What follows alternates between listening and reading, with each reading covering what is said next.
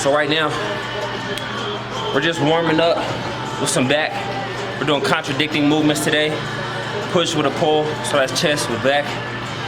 Back's our secondary movement, but we're gonna go ahead and warm this up first, and then get straight into the incline dumbbells heavy with some other back movement. But what we're really trying to do with contradicting movements is recruit muscle from the whole back and the whole chest. And that goes to any.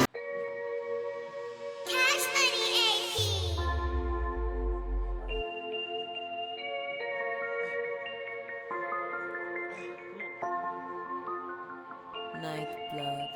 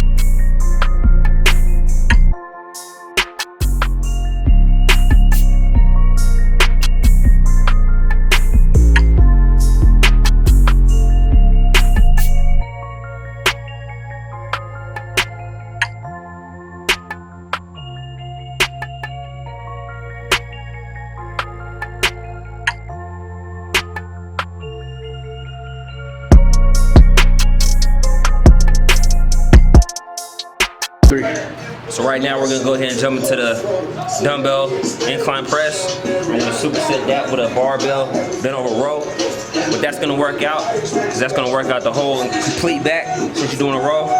We're gonna go as heavy as we can on the dumbbells. Let's get that chest pump, attack that nervous system, really go stupid. Let's go ahead and jump into the workout.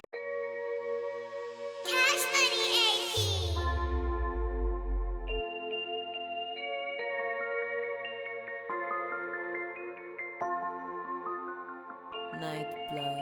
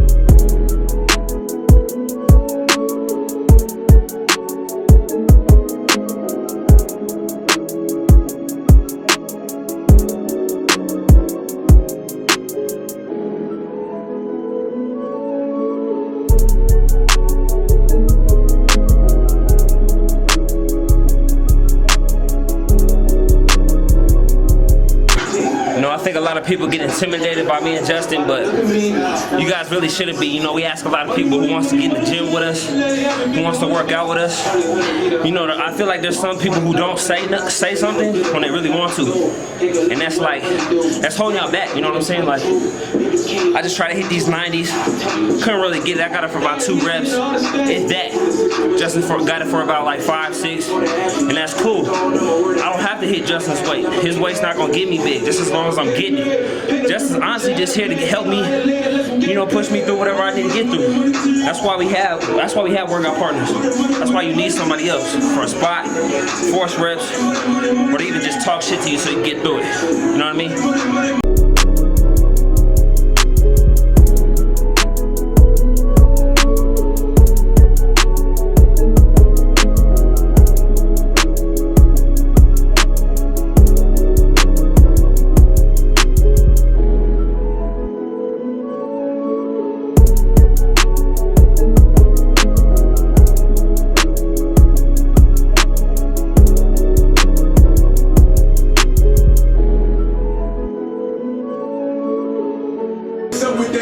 You know, what we just did right there, I call those force reps.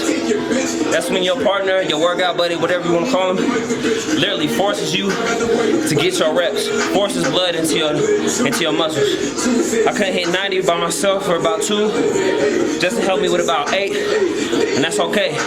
He helped me with about 70%. Even though I got 70% help, I still got good money. I still feel it. Now we're gonna jump back into these. I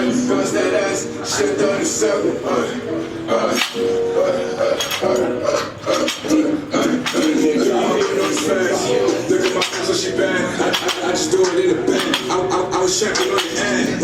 I make it fast. No crime with the cash. Get you. There you go. Bad.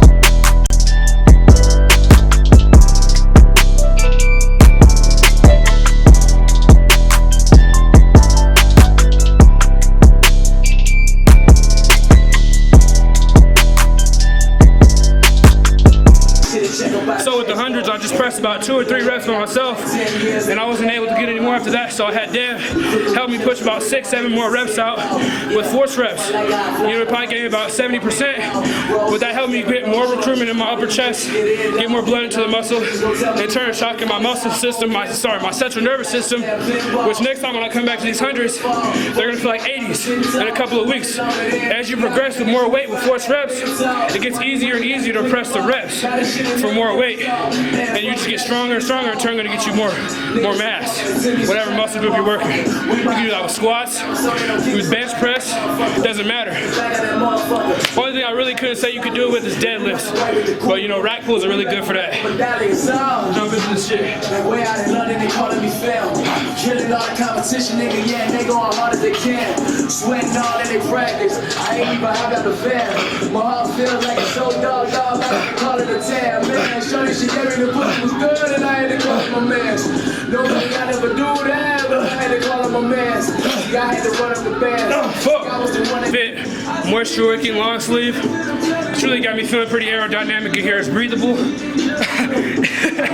It's breathable, stretchable, right? I can work out at a high performance level and not really have to worry about it ripping. And with that being said, it's probably one of the most high quality gear that we got in our repertoire. So like, even though it's a long sleeve, you still feel pretty cool in it, right? You're like not overheating? Cool. I'm not overheating. You know, it's moisture absorbing. Okay. Which in turn, you know, doesn't make me feel like I'm sweating too much because it just soaks it all up. And I'm not really overheating. You know, with the pre-workout thermogenic shit, it's fucking hot. You know what I'm saying? And this actually helps me cool off, it feels like. So this is gonna be Gym Gorilla. That's gym-gorilla.com, where you can purchase all your gear. We got a lot of high quality things. Our jackets, our windbreakers, our sweaters are not only lightweight, but they're very versatile. You can wear them in or out of the gym, right? Got a lot of tees, tank tops, ladies gear. You know, we got the Cosmic Twist tanks. We got the racerbacks, got joggers, leggings for the ladies, long sleeve, we got hoodies, a lot of accessories such as beanies, hats, things of that nature.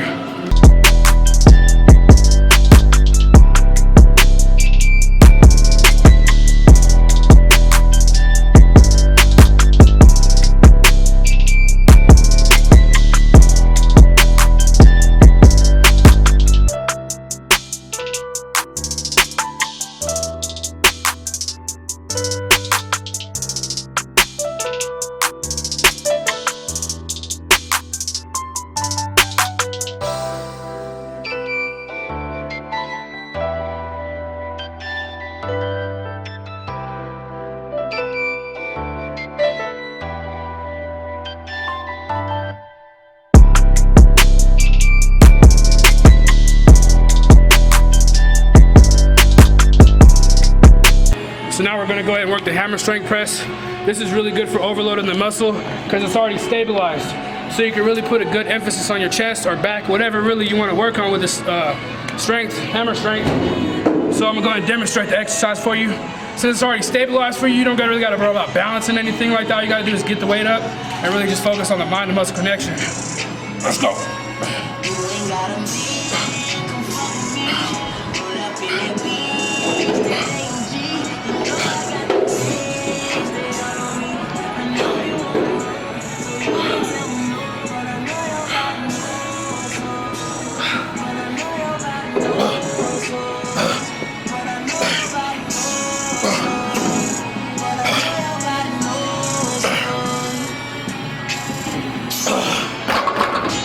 Variations in the grip.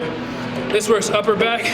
This is also upper back. And if you grip it lower, it's gonna work the lower lats and things of that nature. So we'll go ahead and grab the middle and work the middle upper back.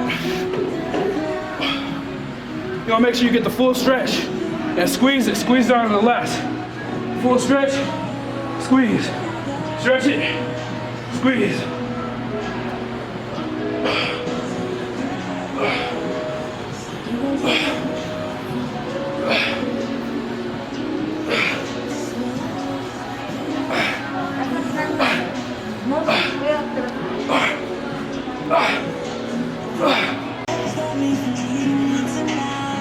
So right now, I'm gonna go ahead and work on the middle chest. I'm just gonna turn my body a little bit. Keep my body this way at an angle. Push straight out this way.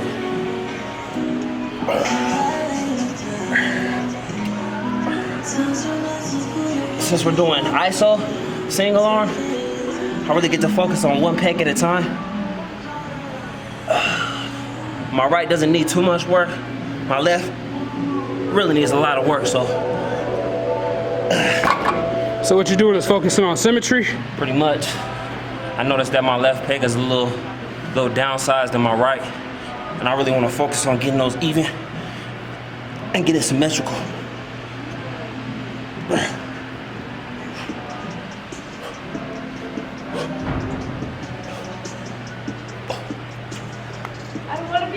Now when you're doing ISO, I strongly and highly suggest whatever weak side that you have, left or right, you always want to do a couple more reps than with your strong side, just because you want to get that side evened out with the strongest side.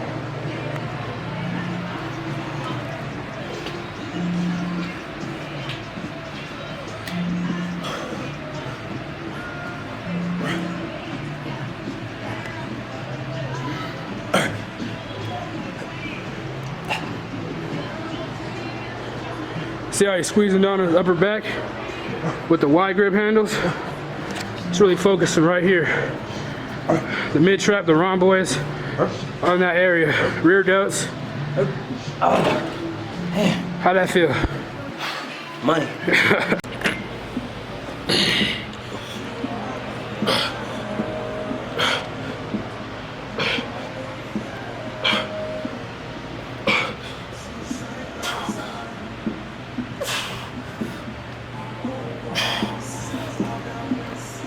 Yep. Fuck.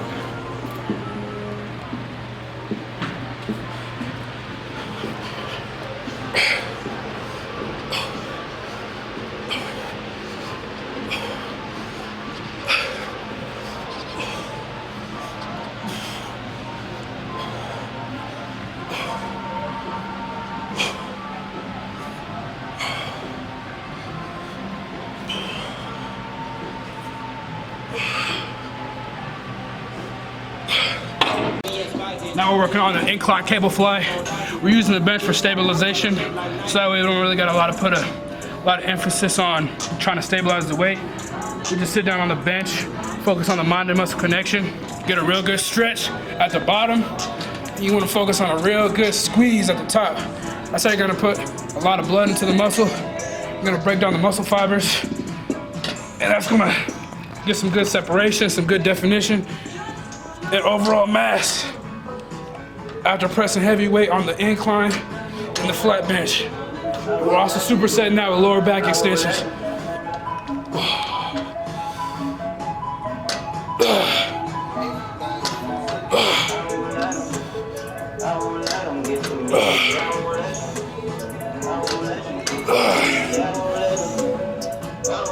Fuck.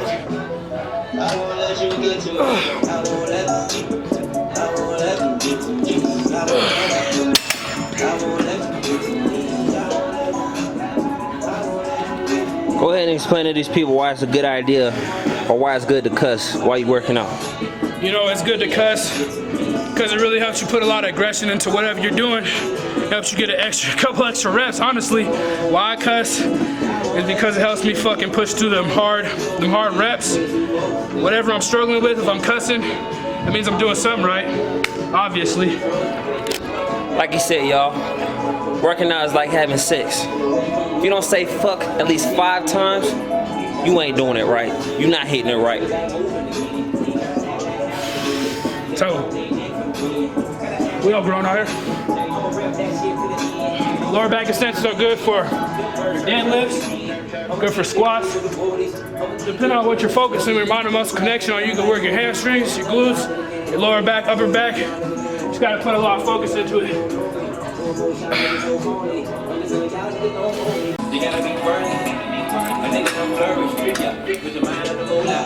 Now, although we're doing incline, you can mix the angle up.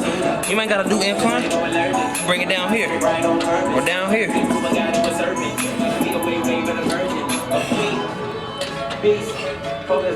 Up here.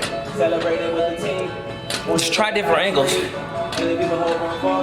You know, if you really want to get a really good workout with any muscle group, you gotta hit different angles.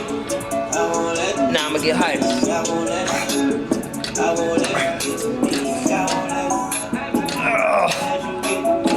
Yep. Lower again.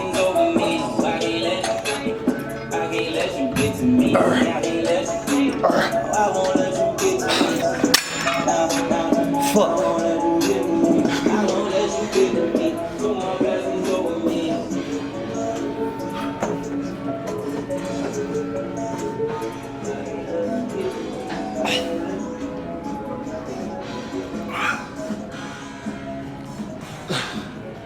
The boys are back in town. The boys.